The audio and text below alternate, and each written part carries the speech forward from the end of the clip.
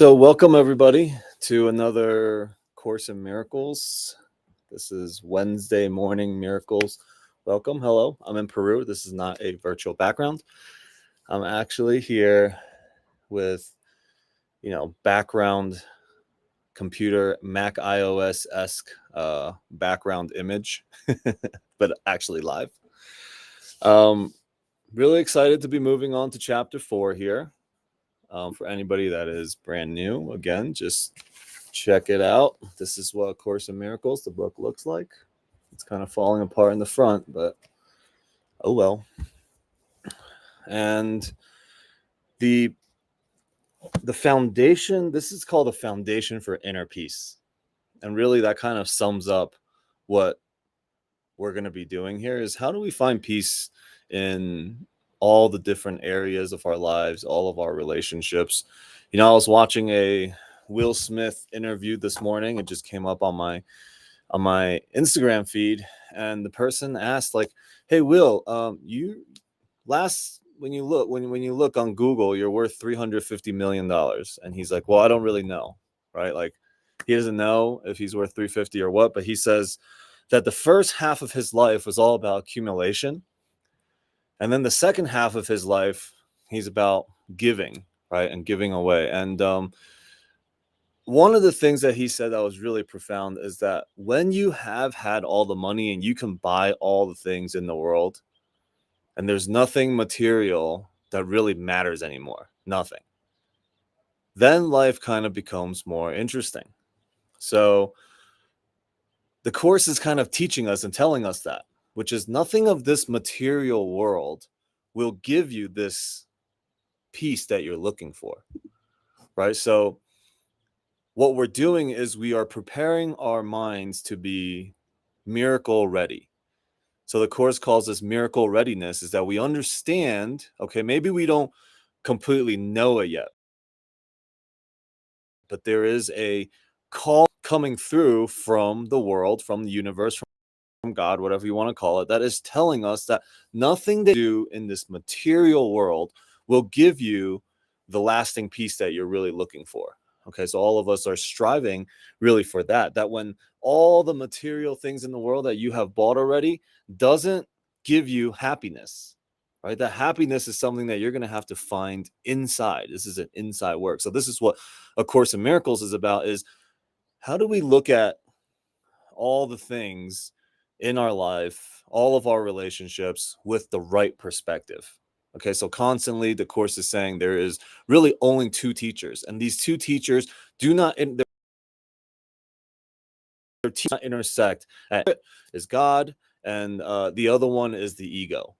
These are the only two teachers that you will ever really be listening to. And the entire Course is designed to show you, okay, when this is happening for you, you are listening to the ego.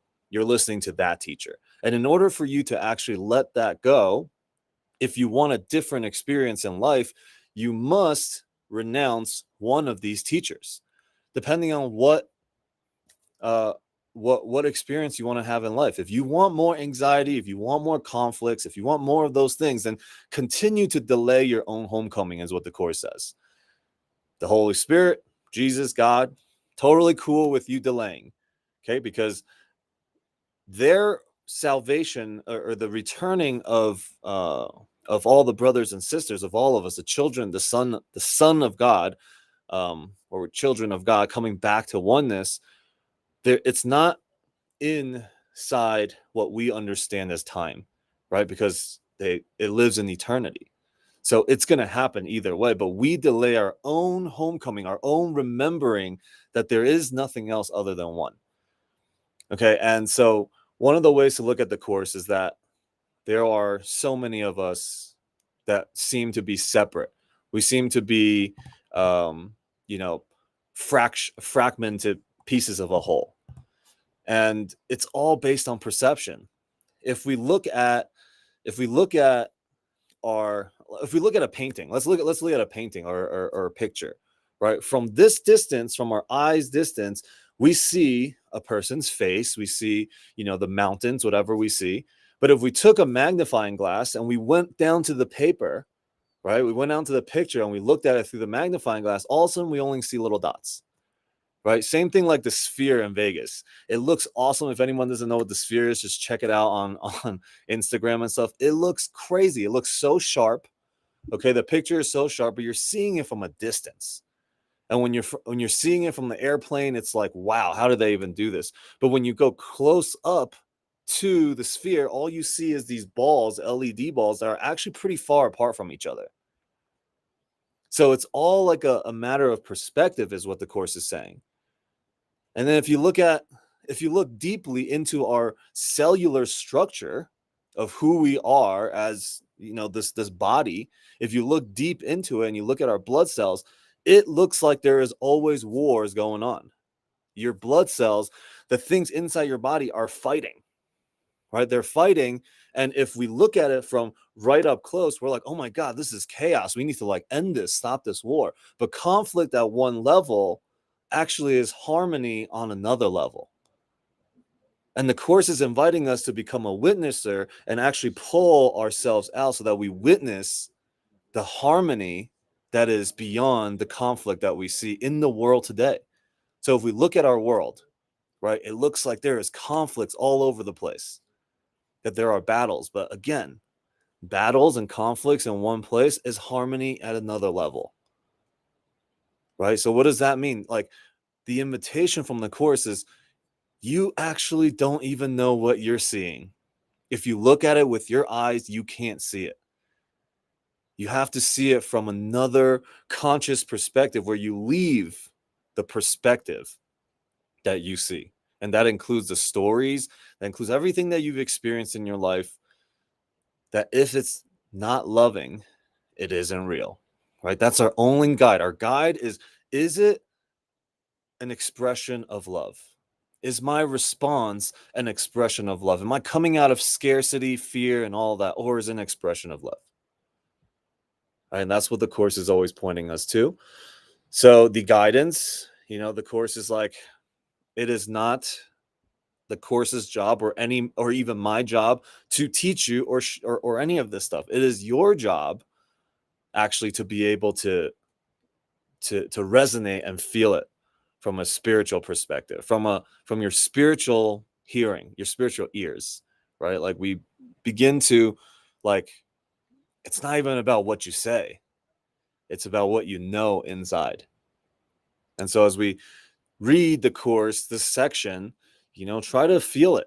Try to feel what it is that this message is, based off of the introduction I just made about our perceptions. That there are only two teachers ever. Okay, so one of the only ways to stopping all the anxiety and depression and the questionings and the doubts and all of that is, we must renounce a teacher of the ego. Basically is saying, hey, know what to do in this place. Separated entity, separate body, right? From a separate body, you have to keep your own best interests, your own self-preservation, your own self-survival. But what does that even mean? Until you're willing to what you know, you don't give a chance, right? You don't give a chance for what to even remember, like, what you really are. And we talked about last chapter that prayer, what is prayer for? Prayer is for asking for something. But we're really asking for forgiveness. And then forgiveness for what? Forgiveness that we forgot what we already have. Forgiveness that we don't lack anything, that I forgot. Please restore to my mind so that I remember who I am and what I already have. That's the real only purpose for prayer. It's not for asking for a new Lambo. It's not asking for a deal to go through. It's not asking for all these things. The more you ask for those things, yes, there are ways that you can probably manifest those things. But what the Course is saying is, you are actually over your power and your salvation to something that is external to you. Just delay your own homecoming. Then you're going to pray for more things that are more like that. And then realize, wow, that did not give me happiness. It gave me temporary relief, of my stress. I feel good for a little. Then the next day I get into it with my wife, or, another deal comes through. And then all of that the cycle happens over and over and over again. And that's insanity right there. The course is like, you want to be insane? Sure, go for it. But anytime that there's no distance and no depth that you can go that is too far to return. All you have to do is say, you know what? I'm letting all this go. Spirit, you take it, right? Tell me what to do. Tell me what I want. Because there's a level of humility that comes from that. And the course is saying that's what we need. We need to have a level of humility that we don't actually know shit about shit. And so in that, you start to cultivate trust. Okay, there's a deep sense of trust. With trust comes a knowing. Okay, they kind of come hand in hand. As you're cultivating trust, the recognition of this knowing inside you becomes stronger and stronger. And in the face of adversity and challenges, you now have a knowing that brings this peace to your heart, brings this peace to your mind. All right. So, okay, that's how I want to start my little introduction to. I felt inspired today. Welcome everybody. Hello from all the different social places, from Zoom. Thank you guys for joining. I feel so grateful every time that people actually show up for this, for me ranting about something and being like my therapist about all the shit that I'm dealing with, and actually witnessing my soul, witnessing my journey. And I'm just extremely grateful for, the people that I see on here all the time, and just continuing to be able to deepen our relationships, new faces, people that have been here for a while. I'm just, every day when I do these calls, like, I'm just filled with gratitude, and I can go on my day, just expanding and sharing that outwards. So anyways, I'm going to start the reading here. We'll probably take like 30 minutes to go through this. At any point, if you need any clarification, if you have anything you want to add to it, it's going to be hard for me to see any questions or anything like that on Facebook and LinkedIn or Instagram, but I can definitely see it here on Zoom. If you want to join the Zooms, just check out the link in my profile. Everybody gets reminders every time we have a call. So just register. You only have to register for it once. You don't have to register for this call every time. But welcome. Yes, welcome from Brazil as well. What's up, brother? Okay. Chapter 4, the illusions of the ego. Okay. Again, as I read this, know that if there is any part of yourself that has resistance to hearing, that resistance may look like, let me check my phone, let me fall asleep, any of that, it is because the ego does not want you to really hear it. If you experience what Spirit was trying to say and tell you, you actually experience it, you won't ever want to have the ego as the teacher again. But the ego makes you lazy. So sometimes, I'm kind of just setting a little bit of challenges that I went through, reading the course. Like, after reading a couple of paragraphs, I'm like, oh my God, I'm going to fall asleep. I listened to the audiobook of A Course in Miracles. If that voice is not the voice to put you to sleep every time, if you can't sleep, just put that on. You will fall asleep. All right. Because the ego is so strong. So it's a devotional practice. The course actually calls for devotional teachers. Each one of you guys that are here listening right now, you're answering a call on some level. Okay, things are being produced, results are happening. Okay, as you being here. Okay, on some level, just by listening and hearing already what you've heard, things are being produced. Okay, so as we go through here, invitation is that you feel it. You don't have to hear their words, because words require like some sort of understanding and analyzing, and that usually is what the ego wants you to do, and it sets you, and then you can't hear anymore, right? So you're like, oh wait, I agree with that, I don't agree with that, and then you start thinking, and then you miss the rest. And as you miss the rest, you're just like, oh, I don't even know what's going on, let me just tune out. That's the ego for you. So No need to compare anything. No need to understand anything. The trying to understand actually is going to get in your way. So let's just completely be open. Take a deep breath in and allow your mind and your heart just to be open to what is going to be shared here. Okay. So, all right. Chapter 4, The Illusions of the Ego. Introduction. The Bible says that you should go with a brother twice as far as he asks. It certainly does not suggest that you set him back on his journey. Devotion to a brother cannot set you back either. It can lead only to mutual progress. The result of genuine devotion is inspiration, a word which properly understood is the opposite of fatigue. To be fatigued is to be dispirited, but to be inspired is to be in spirit. To be egocentric is to be dispirited, but to be self, capital self, like the collective, self-centered in the right sense is to be inspired or in spirit. The truly inspired are enlightened and cannot abide in darkness. You can speak from the spirit or from the ego as you choose. If you speak from spirit, you would have chosen to be still and know that I am God. These words are inspired because they reflect knowledge. If you speak from the ego, you're disclaiming knowledge instead of affirming it, and thus dispiriting yourself. You're breaking yourself from the connection and the oneness of all. Do not embark on useless journeys because they are indeed in vain.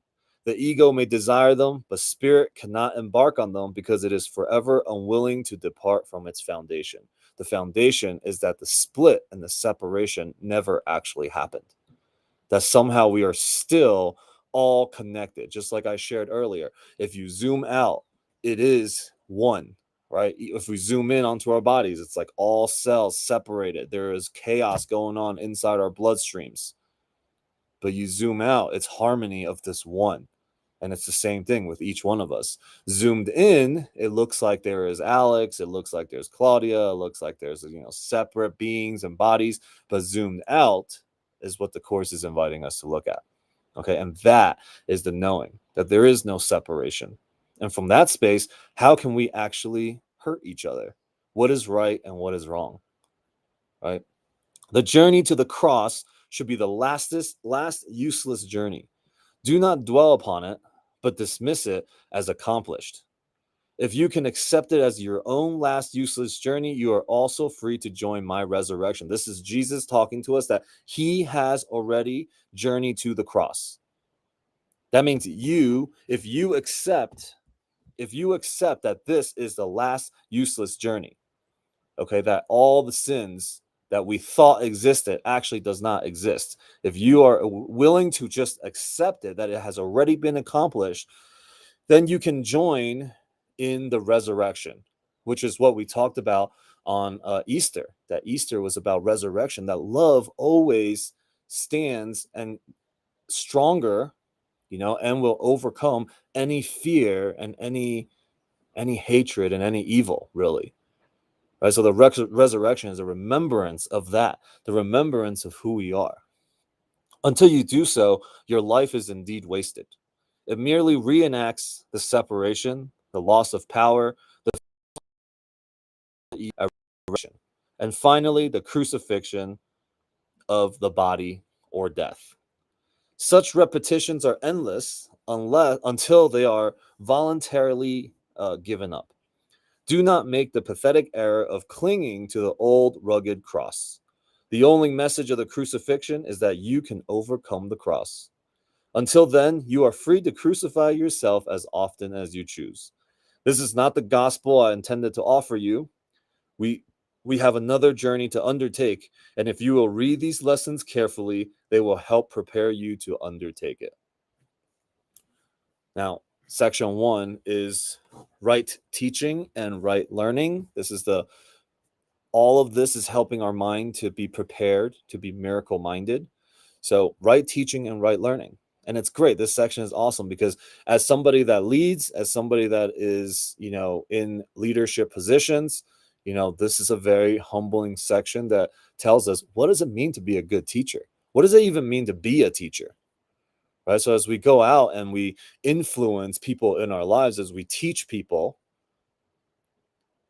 let's have our mind be purified first, right? Because we could be teaching people more conflict. And that's actually what the ego loves to do, is to enroll others into the conflict, you know, thinking that if more people believe in this conflict, then I'll feel better. Then I won't feel alone in it. It's the ego's clever way of creating separation through uniting with an idea. A good teacher clarifies his own ideas and strengthens them by people are alike in the learning process. They are in the order of learning, and unless they share their lessons, conviction will be lacking. A good teacher must believe in the ideas he teaches, but he must meet another condition. He must believe in the students to whom he offers the ideas. Many stand guard over their ideas because they want to protect their thought systems as they are. And learning means change. Change is always fearful to the separated because they cannot conceive of it as moving towards healing the separation. They always perceive it as moving towards further separation because the separation was the first experience of change. You believe that if you allow no change to enter into your ego, you will find peace. This profound confusion is possible only if you maintain that the same thought system can stand on two foundations, which it cannot. All of our conflicts come from thinking we can have two teachers. We can have the Holy Spirit sometimes and the ego sometimes. That is not the case at all. You must choose one over the other. So if you think that darkness and light can coexist together, that's the confusion, right? Because we're always going to try to find, why does darkness exist in light? You're trying to find evidence where that just doesn't exist. You put light somewhere, darkness is gone. See, darkness and light shares no attributes, no traits, nothing of the same. So you cannot actually believe that darkness exists and light exists in the same space. Okay. Nothing can reach spirit from the ego, and nothing can reach the ego from spirit. Spirit can neither strengthen the ego nor reduce the conflict within it. The ego is a contradiction. Yourself and God's self are in opposition. They are opposed in source, in direction, and in outcome. They are fundamentally irreconcilable because spirit cannot perceive and ego cannot know. They are therefore not in communication and can never be in communication. Nevertheless, the ego can learn even though its maker can be misguided. You are the maker. He cannot, however, make totally lifeless out of out of the life given. So what you have been created, you can mask it, you can cover it, you can be whatever you want to be, but you can't actually take away who you really are. You can pretend. You cannot know, but that doesn't mean it is gone. Okay, just because it's lost does not mean you can take it away. Spirit need not be taught, but the ego must be. Learning is ultimately perceived as frightening because it leads to the relinquishment, not the destruction, of the ego to the light of spirit. This is the change the ego must fear because it does not share my charity. My lesson was like yours, and because I learned this, so this is Jesus talking to us. My lesson was like yours, and because I learned it, I can teach it. I will never attack your ego, but I'm trying to teach you how its thought system arose. When I remind you of your true creation, your ego cannot but respond with fear. Okay, so a big part of being a teacher, you've experienced this. So you have this compassion for your student. This is what Jesus is telling us, is that I know what it was like. I broke free. There is nothing else but the oneness. There is nothing else but the returning of the sonship. And I am here anytime that you have willingness to invite me. Right? I'm not going to come and create more fears for you by doing it for you. Because in that space, you can't actually see. The ego is too strong. We can't even communicate. But when you have the willingness, when you say there must be another way, God, show me a different way to look at it. When you're willing, spirit comes. But it takes devotion, it takes practice. And if you are going through challenging times and there are challenging things and worries and fears and stuff coming up, it is a blessing. It is such a blessing because you get to practice and be devoted to that prayer 1,000 times a day. Because that's everything that we're doing is we're practicing that. We're practicing to hear, to connect to a knowing that is inside. Teaching and learning are your greatest strengths now because they enable you to change your mind and help others change theirs. Refusing to change your mind will not prove that the separation has not occurred. The dreamer who doubts the reality of his dream while he is still dreaming is not really healing his split mind. You dream of a separated ego and believe in the world that rests upon it. This is very real to you. You cannot undo it by not changing your mind about it. If you are willing to renounce the role of the guardian of your thought system and open it to me, I will correct it very gently and lead you back to God. Every good teacher hopes to give his students so much of his own learning that he will one day no longer need him. This is the one true goal of the teacher. It is impossible to convince the ego of this because it goes against all its own laws. But remember that the laws are set up to protect the continuity of a system in which the lawmaker believes. It is natural for the ego to try to protect itself once you have made it. But it is not natural for you to want to obey its laws unless you believe them. The ego cannot make this choice because of the nature of its origin. You can because of the nature of yours. See, the nature of the ego's origin comes from a separated split mind. You come from a perfectly holy, complete mind. That's why you have the ability to choose. The ego does not. The ego can only protect itself and preserve separation and conflict. You, on the other hand, do not, because you are created as an extension of love, as an extension of God, of extension of light. Egos can clash in any situation, but spirit cannot clash at all. If you perceive a teacher as merely a larger ego, you will be afraid because to enlarge an ego would be to increase anxiety about separation. I will teach. Oh, let me let him in. I will teach with you and live with you if you will think of me. But my goal will always to absolve you finally from the need for a teacher. This is the opposite of an ego-oriented teacher's goal. This is great. It is like as a teacher, as a mentor, as a coach, this is one of the struggles. How do we have the students, our world is like, how do we keep people paying and buying and paying and coming to you? Right? But the real goal of a guru, of a teacher, of a mentor really is, let me give you so much so that you don't ever need me or a teacher again. Let me show you this knowingness. Let me show you how to connect to spirit. Let me show you through the situations in my life and the way that I respond to them as another possibility. And as you learn, as the student learns, the teacher is also learning.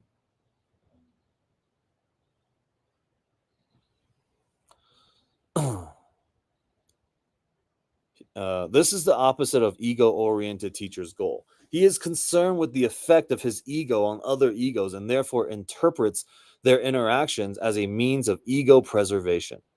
I would not be able to devote myself to teaching if I believe this. And you will not be a devoted teacher as long as you believe it. I am constantly being perceived as a teacher, either to be exalted or rejected, but I do not accept either perception for myself. This is Jesus saying, look, I am a teacher that is constantly being exalted or rejected. Both of those come from the ego. And that's why Jesus says, for me, myself, I will not accept either perceptions of myself because I am beyond that. Your worth is not established by teaching or learning. Your worth is established by God. That is huge. Okay, we establish our worth based on the accumulation of acknowledgments, respect, money, resources, and all of these things. And that is not where your worth is established. Your worth was already established by God. As long as you dispute this, everything you do will be fearful, particularly in any situation that lends itself to the belief in superiority or inferiority. Teachers must be patient and repeat their lessons until they are learned. I am willing to do this because I have no right to set your learning limits for you. Again, nothing you do or think or wish or make is necessary to establish your worth. This point is not debatable except in delusions. Your ego is never at stake because God did not create it. Your spirit, sorry, your spirit is never at stake because he did. Any confusion on this point is delusional, and no form of devotion is possible as long as this delusion lasts. Okay, let's reflect a little bit on that because I feel like there is some depth to this because, a lot of spiritual people, especially in spiritual communities, there is still so much conflict because delusions still last. The reality of the ego, right, of that illusion is still so real. You cannot be devoted to one while you're devoted to the other. It's either one or the other. That's why when you're on your spiritual journey, you must make a decision. You have to let one go. One or the other is real. And that's the first part of your journey. Is that's the question you always got to be walking with. Okay, right now in this moment, spirit says this, ego says this. They cannot both be real. You cannot make body and separation real and think oneness and spirit at the same time. You must let one go. That's the only journey. It's the only practice for you. And then from there, you teach. You teach what you've learned, to reinforce it, to have conviction about what you've learned, to truly believe it and truly instill it inside you. Okay. The ego tries to exploit all situations into forms of praise for itself in order to overcome its doubts. It remains doubtful as long as you believe in its existence. You who made it cannot trust it because in your right mind you realize that it is not real. The only sane solution is not to try to change reality, which is indeed a fearful attempt, but to accept it as it is. You are part of reality, which stands unchanged, beyond the reach of your ego, but within easy reach of spirit. When you are afraid, be still and know that God is real, and you and his beloved Son in whom he is well pleased. Do not let your ego dispute this, because the ego what it is as far beyond its reach as you are. God is not the author of fear, you are. You have chosen to create unlike him and have therefore made fear for yourself. You are not at peace because you are not fulfilling your function. God gave you a very lofty function that you are not meeting. Your ego has chosen to be afraid instead of meeting it. When you awaken, you will not be able to understand this because it is literally incredible. Do not believe in the incredible now. Any attempt to increase its believableness is merely to postpone the inevitable. The word inevitable is fearful to the ego, but joyous to spirit. You see how everything here is just upside down perspective. Okay, so to the ego, inevitable is like something that is so scary. Where fear resides, faith cannot. Yeah, exactly. And Okay. God is inevitable, and you cannot avoid him any more than he can avoid you. Inevitability to spirit is joyous. Inevitability to the ego is fearful. So, when we look at anything in the world, if we see it and we feel fear, it is from the ego. You just have to simply know, look, I'm in an upside down perspective right now. Spirit, if I was to follow the teachings and follow my teacher, the spirit, then I would feel peace. But since I don't, there must be fragmentations and stories and interpretations and things that I've made up that I've thrown in here, right? About money, about relationships, about what does it mean to be good and what does it mean to be evil. If we can just be humble enough, okay, if we can just be humble enough to say, I don't know what is good and what is evil, oof, that will be a tremendous practice. That practice itself will last your entire lifetime.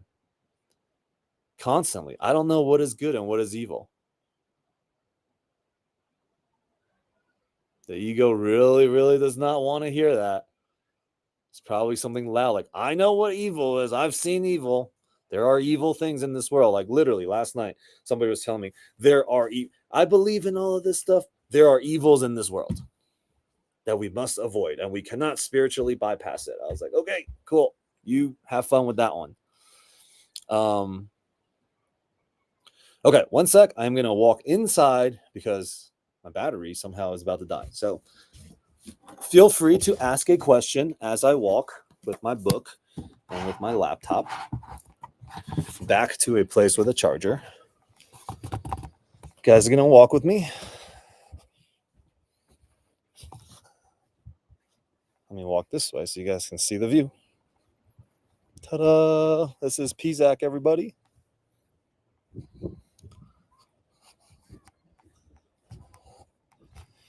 Any questions? Any thoughts so far? Oh, great. I locked myself out.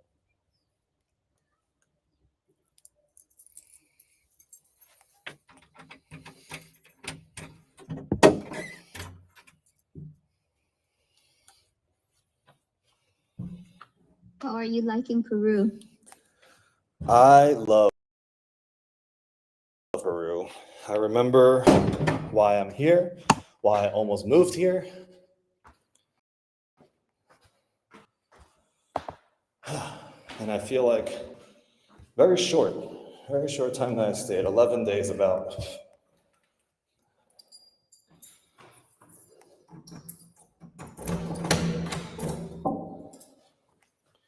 The elevation is very high, so just walking up the stairs is challenging. Did you go to Machu Picchu or you? Ayahuasca, I like it. I wasn't sure if you were. I thought I heard something that you were doing. You were gonna do that.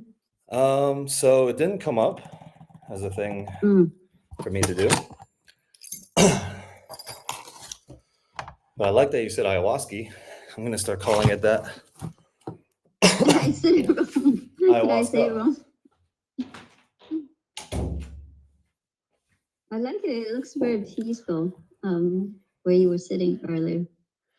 Oh yeah, for sure. I mean, this place holds a lot of codes for remembering. Okay, so let's see. Let's get back to this.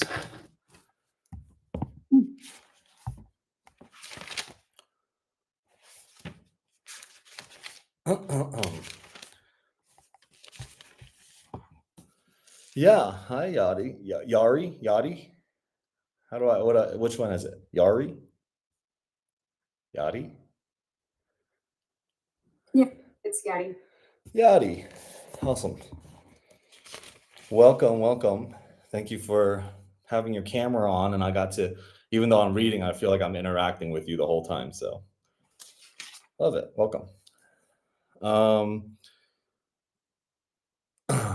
Where was I? The ego is afraid of the spirit's joy because once you have experienced it, you will withdraw all protections from the ego and become totally without investment in fear. Your investment is great now because fear is a witness to the separation, and your ego rejoices when you witness to it. Leave it behind. Do not listen to it and do not preserve it. Listen only to God, who is as incapable of deception as is the spirit he created. Release yourself and release others. Do an unworthy picture of yourself to others. Do not accept such a picture of them yourself.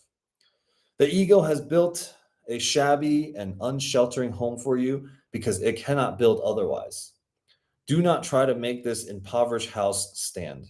Its weakness is your strength.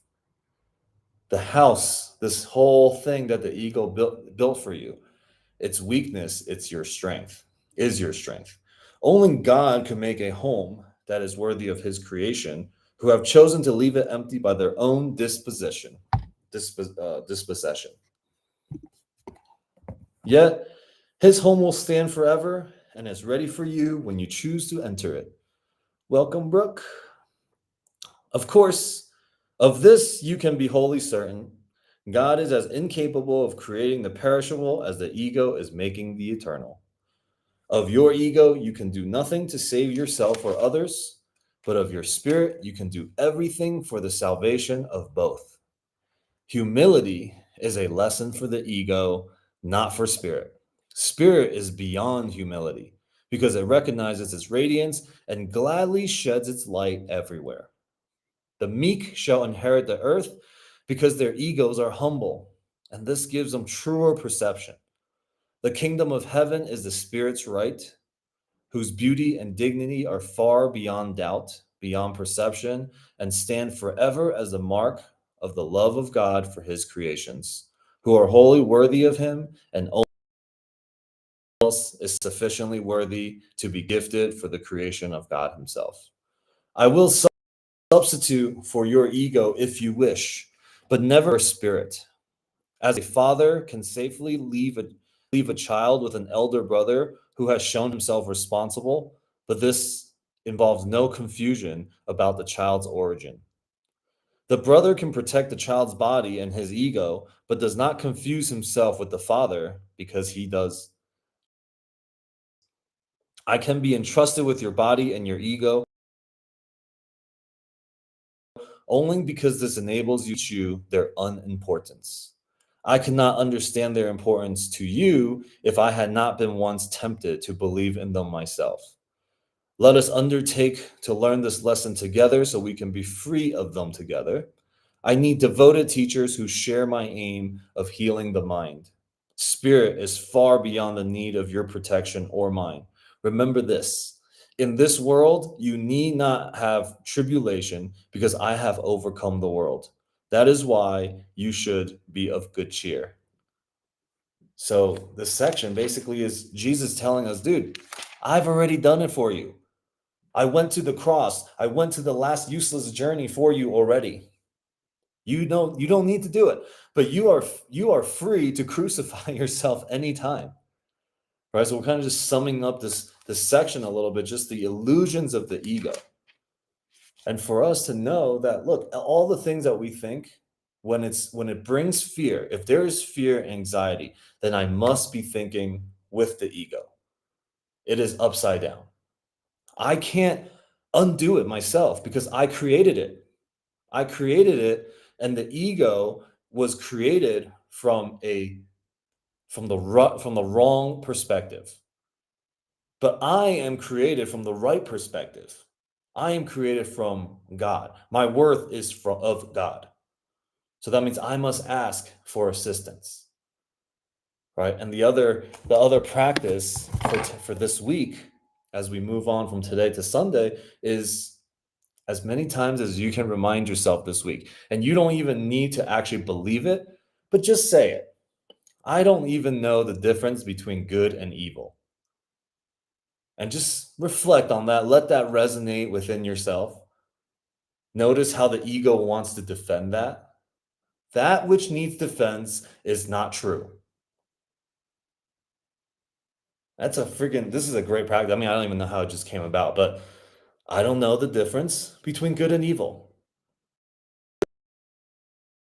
No defense is need defense. So just notice if you are going to the defense of that. What's up, Eric? I mean, that's as much as you can trigger your ego by saying, I don't know. I don't know if this child human trafficking is evil. Ooh, let's see how you feel about that one. Right? So, it's all about perspective. Chaos at one level is harmony in another. I don't know nothing about nothing. Who can guide me? Now you begin to truly call on spirit. You got to let your righteousness go. When you think you're right about something, there is no changing of your mind. And your conviction to not having change is fear. And then from that place, wow, that's the ego right there. It's about recognizing the ego. What we're doing here is all about recognizing the ego. All right, so this whole chapter is the illusions of ego. We went from right learning, right teaching to and right learning to next section from on Sunday is going to be the ego and the false autonomy. The ego and the false autonomy. Like this is, the ego's way of protecting you. And it's crap. It's a bunch of crap. So anyways, that was chapter 4, section 1. This has been, I feel very inspired from this call. So those of you guys that are in attendance, thank you, because somehow we must have co-created this excitement and passion that flow through me. Sometimes I'll be teaching and sharing things from the Course in Miracles. I'm like, what am I even saying? What's happening? I'm confused myself. But today, there is no confusion. It's clarity. I see very, very clearly what it is that the Course is trying to tell us. All right, so yeah.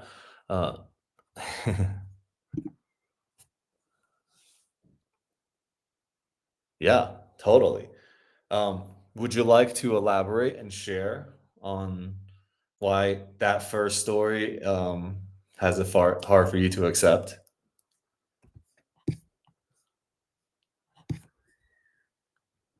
I mean, it's hard to think about that there's not good versus evil, like that the evil is fighting against that, because the first story that popped into my head was Cain and Abel. Mm-hmm. Like he killed his own brother, and it's like, how is that not evil? Yeah. So think about each one of us as like an idea. If you killed an idea, does that mean it's evil? Right? And again, on one level, like we look deep into our cellular levels. If we look at our bloodstream, there is something killing something all the time. Right? And if we zoom out to this body, if we didn't have that happening, this body would just die. The conflict itself at that level is harmony on this level. So it's not about if there's evil or good. It's that I can't recognize it. I don't know it. So that way I relinquish myself of the judgment and the heaviness of it. The ego preserves itself by thinking it knows what is evil and what is good. But this course is asking you just be humble enough to ask spirit that question, not yourself. Because you give that responsibility over to spirit. Otherwise, it will be heavy for you. You will take it and hurt your other relationships. You will hurt other people when you don't have the true facts. You don't really know. From one perspective, yes, you're right. From another perspective, no, you're wrong. And then from another perspective, you're right again. And then from another, there is no consistency. From that space, we're like, oh, all right, that's it. I don't even need to ask this question anymore.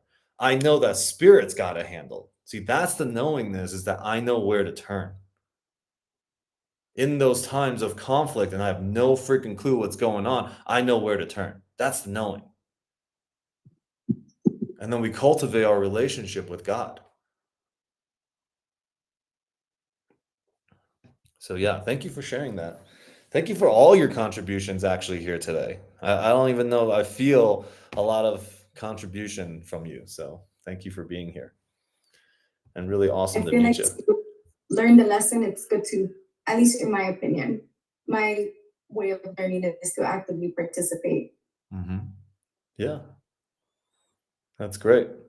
And so thank you for being here. How did you end up here? How did you end up on this? I actually discovered you yesterday from Michelle.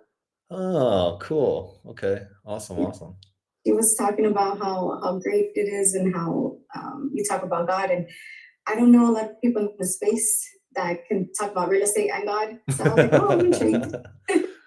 Yeah, So, but it's this interesting. has been nice. Yeah, Awesome. thank you. Cool. Well, really good to meet you. Nice to meet you too. Who else would Alex, like how's to? Peru, Yeah, there man? you are. How's What's up, Peru? Cypher? What's up, brother? Peru. Oh man, I wanted to join you so bad over there, man. Well, I think I'm going to come back again this year for a longer period of time towards later on in the year. I forgot how And I much I didn't know missed you all were my into peoples. that you done like herbal medicines and stuff like that. Yeah, But I'm it's really cool. yes, I am very much in that space. I've gone to Peru. I have a good shaman friend of mine over there in Cusco. And I did a lot of ceremonies. I stopped like about 5 years ago. But I think I need to encounter the grandmother again, see what messages we have. Ayahuasca. So ayahuasca, I love that. I never like it. heard I someone call really it like that. I way. really like that. Yeah. So a very cool topic, man. And when Jari spoke about Cain and Abel, Yadi, yes. it's like got me like thinking, like, wow, like was that bad? Was that good? And it's like it's neither if you look at it, because we're formed of stories and there's nothing, it's just the ego mind and how to approach, because the mind is not meant to make us happy. The mind is meant for us to resolve situations and to give us an identity, and we cannot be free if we're only on the mind. We have to understand that we have a heart, which is an emotion, and it's like a veil that goes beyond the mind.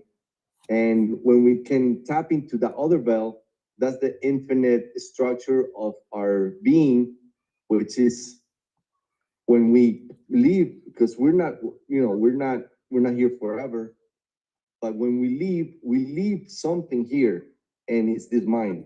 But we take with us the ability that we had with our mind to go inside. So the mind helps us go inside. The mind helps us find peace. I don't know, making sense, but the mind like takes us from A to B, and we have to see things like good or bad, because we're not going to the fire because we'll burn, and we know that that's going to hurt us. So the mind makes us understand those things. But when you go beyond the mind, there is nothing good or bad. That's what I got from you today, from this lesson, Alex. So just wanted to share a little bit of what I thought about that, because it has to be like, wow, not bad.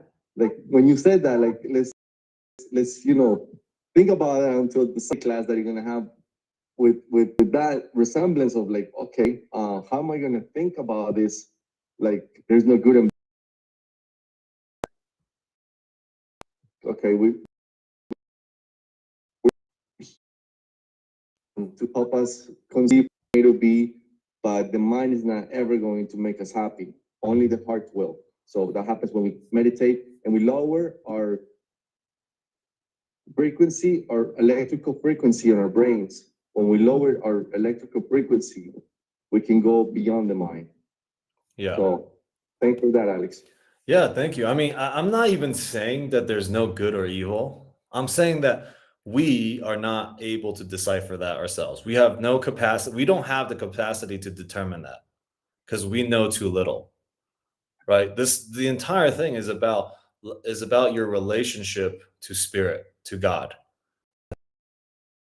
Know that God's got it handled.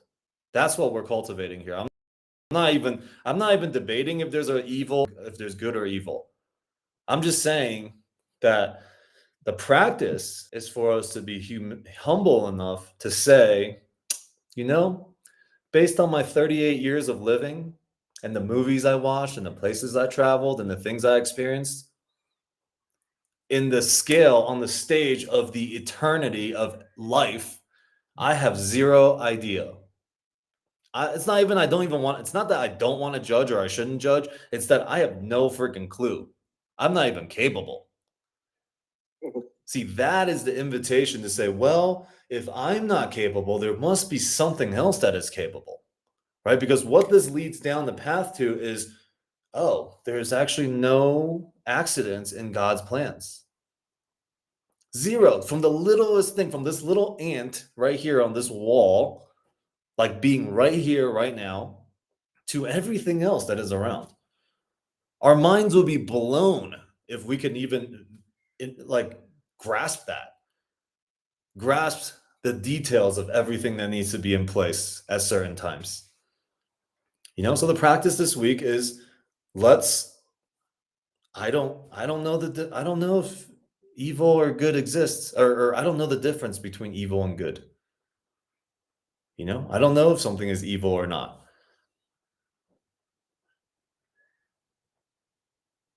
It's for us to connect to spirit, to God. Because every time we think we know, we disconnect. We don't allow possibilities. Go ahead, Fraser. So what I'm getting from it is like, do not judge, because we're not the judge, right? Like, so we cannot judge anybody, because even in the Bible it says, do not judge unless you shall be judged as well. Mm-hmm. So because that is gonna be the toughest thing in the world to think about, really, like to perceive nothing is evil. Mm-hmm. It just seems, yeah. So I'm gonna do my darndest, but it's like, it's really putting it like, you're not the judge, so you can't actually say that that's evil. That's up to God. Mm-hmm. Is that kind of what it? Hello, two things. One, you should not judge, or you will be judged, is that you can't escape judgment yourself. Anytime you attack somebody, you will not be able to escape it because you have perceived lack in a brother, and which means that must be real for you, and you will perceive that back in yourself. How hard you are on yourself will be how hard you are on others. How hard you're on others will be how hard you're on yourself. Same thing, as your capacity to be compassionate, loving, and kind to others is how you will do it for you. See, you can't escape that because there is no separation. That's what the Course is saying. So that's number one. It's not that, and it's not that you shouldn't judge. It's one, just recognizing you can't judge. You don't know what good is. It's just a releasing of what I think I know. I am taking what I think I know, what I think I don't know, and I'm putting it into the realm of just, I have no freaking idea. I don't even know if I know it or not. And then from that place of discovery, we can find certainty. We can find eternity. We can find God. That's what the Course is inviting us to. But it seems scary because we feel like we have to sacrifice something. I've built up this idea, this identity my whole life, and you telling me I got to let that go for a chance of something else? Yeah, the Course is saying you've held on to nothing your whole life, and you have a chance to obtain everything. You're sacrificing nothing to gain everything is not a sacrifice. So I know it's a lot to kind of grasp in one moment. That's why we do little practical exercises, and this is some of these practices that I do is not, maybe it's a version or a form of what the course is telling us to do as well, but going through the course. I know Don just bought the book, go through the lessons and it helps you. It gently helps you release your mind. Yeah. I mean, you got to actually open it though. That's the course right there. Most people buy it and it will sit for a long time. But, being on these calls is one way to be dedicated. For me, I will, if I miss these calls, there will be days in which I don't even look at the book. But because of these calls, I'm like, okay, Wednesday is coming. That means from Monday, Tuesday, I need to read this section multiple times, understand it, grasp it, so that I can somehow regurgitate some of this. And sometimes I do a good job. Sometimes I have no idea what I'm talking about. And then, but it has me be in the practice, all right? And it's the spirit in which we do this. It's not, it's how we're doing it.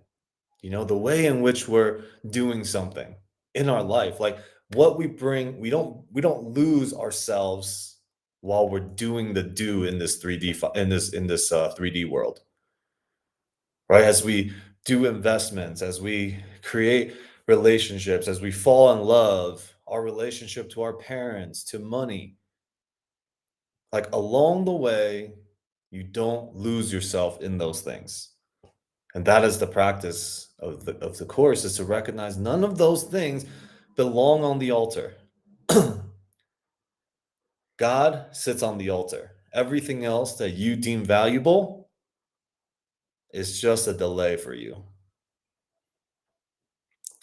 So have all the things. This is not to say don't have these things. Have money, have the nice cars, have the houses, have the great investments, have all those things. But don't lose yourself. Don't forget who you are, that you actually don't need any of those things. You've been created perfect whole from the start. See, in this chapter, we said those things do not determine your worth. God determines your worth. We forget. We're like, wait, the level of respect that people give me determines my worth. The reviews that I'm getting determines my worth. How much money I have in my bank account, that determines my worth. But that shit never ends. It never ends. The more of it never ends. So just remembering that God has already determined your worth from the start. And you can't change that. You can forget it, but you can't change it. So, thoughts, questions, anything that anyone wants to add to this space?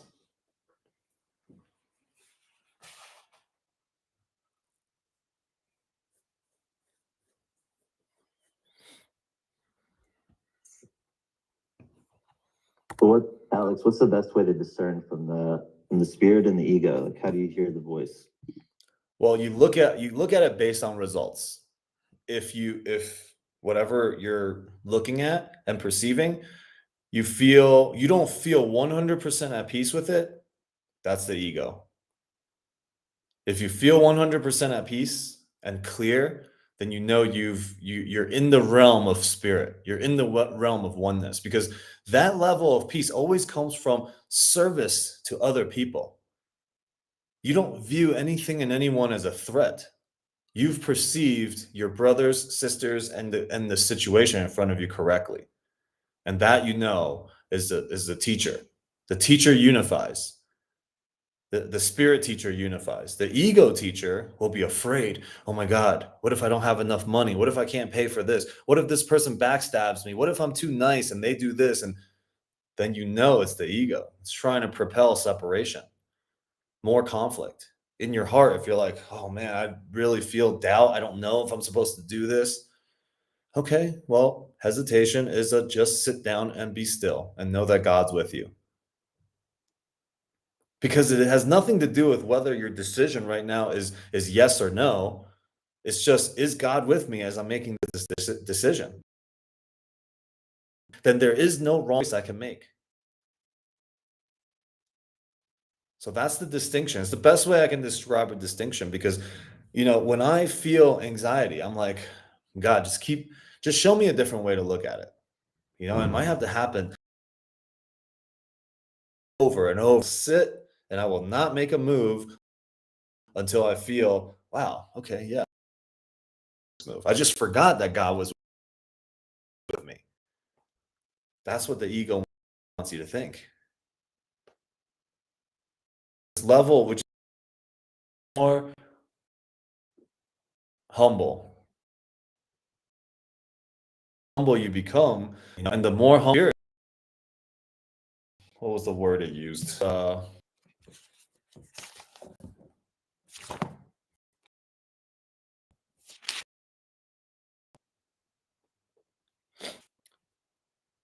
The ego humbled, and spirit will gladly shed its light. Like, humility is for the ego, not for spirit. So, yeah, I mean, if we look at any situation, we look at any person, there's always two ways to look.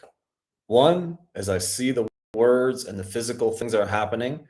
Two, I look to the reference of who this person is from the beginning. Their worth was established by God, not by me. So it's called, like, looking like Christ consciousness. I see the Christ consciousness in you. I see the awakened version of you. The divinity in me sees the divinity in you. You have to call on that to be able to see beyond people's, like, words and actions or whatever they're doing. You're looking beyond the fear, beyond the lack.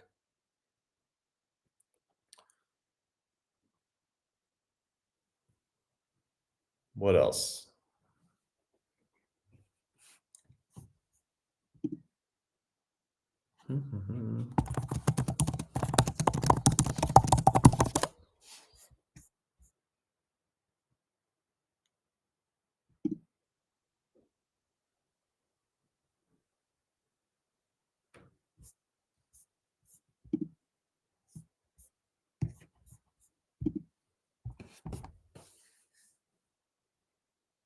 Anybody else want to share, add?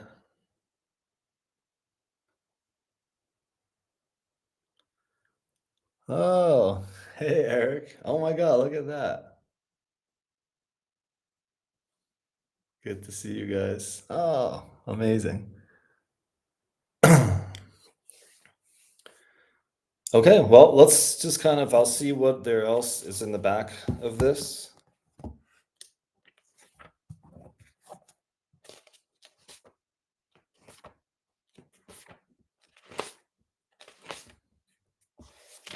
I know I've shared with a couple of people that, some of the places that I start from is from the manual for teachers in the back. And I'll just read the introduction to the manual for teachers. And it's not like, oh, this is how you become a teacher. The role of teaching and learning is actually reversed in the thinking of the world.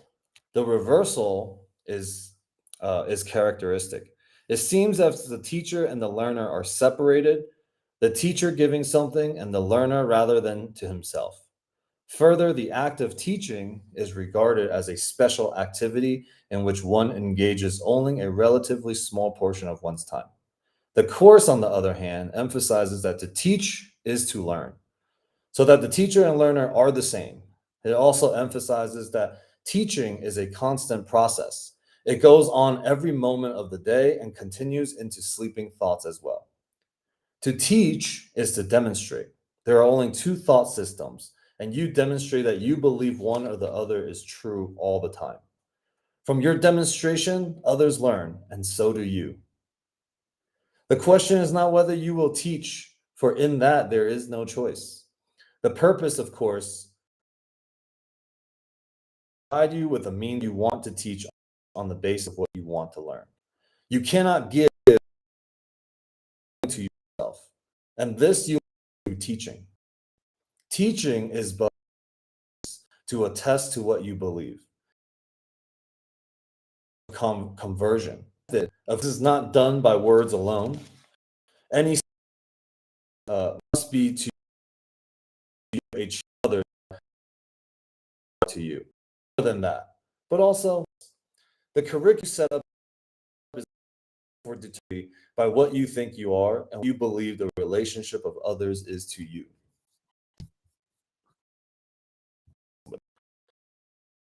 In the formal teaching situation, these questions may be totally unrelated,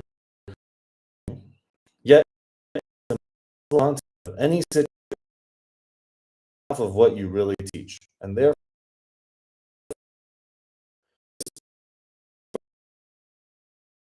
quite irrelevant. Side with it, or it is the teaching underlying what you say, teaching but reinforces what you about yourself. It's fundamental to diminish. Does not mean that it does mean that the self. There is no escape from it. How could it be otherwise? Everyone who follows the world's curriculum and everyone here does follow it until he changes his mind, teaches solely to convince himself that he is what he is not. Herein is the purpose of the world. What else then would its curriculum be? It's the hopeless into this hopeless and closed learning situation which teaches nothing but despair, death. God sends his teachers. And as they teach his lessons of joy and hope, their learning finally becomes complete.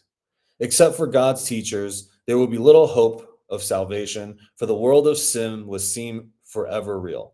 The self-deceiving must deceive, for they must teach deception. And what else is hell? This is the manual for teachers of God. They are not perfect, or they would not be here. Yet it is their mission to become perfect here, so they teach perfection over and over in many, many ways until they have learned it. And then they are seen no more, although their thoughts remain a source of strength and truth forever. Who are they? How are they chosen? What do they do? How can they work out their own salvations and the salvations of the world? This manual attempts to answer these questions. And it starts with, who are God's teachers? So, yeah, this is basically, A Course in Miracles, and I've been studying it for 7 years now, and teaching it for 4. So like the Course is saying, like, we can't help but continue to teach. What we believe is real, we will continue to teach. There is no options to that, right? It's just how we do. So anyways,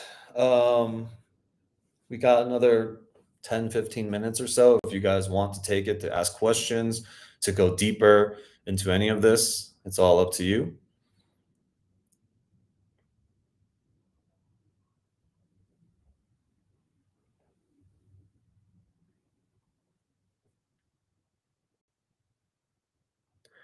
Okay, well, we will resume this on Sunday, in which I will be back in Las Vegas. So Don and I are actually having an event in Vegas on 420. It's going to be super epic. If anybody wants to come to Vegas on 420, feel free to message me directly. Let me know. Yeah, if you guys don't know who Don is, look him up on IG. Don Haley. Don. Thanks, Alex. Yeah, I look forward to the event, man. It's gonna be awesome. Yeah. All right. So thank you guys all again for being here. Thank you for your trust. Thank you for co-creating with me. I'm so grateful. And so much love to all of you and to all of your relations. And much blessings. See you all on Sunday. Thank you, Alex. Enjoyed it. Thank you.